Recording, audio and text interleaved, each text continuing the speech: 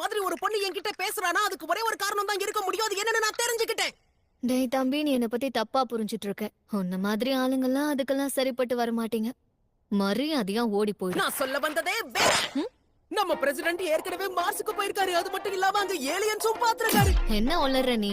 நீங்களும் ஒரு occult fan தானே?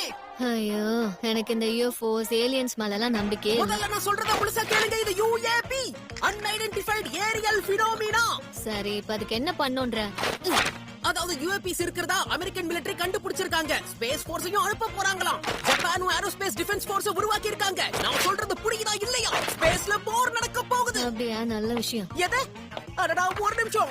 அது மட்டும் இல்லாம நெசியோட புது போட்டோவும் இருக்கு பாரு. அது மட்டும் இல்லாம கொலோனல் லிeutenant ஜிம் சானனை பத்தியும் ஸ்கின் வாக்கரை பத்தியும் போட்டுருக்கு. நீ என்ன ரொம்ப கடுப்பேத்துற. நான் இப்ப இதெல்லாம் உன்கிட்ட கேட்டேனா?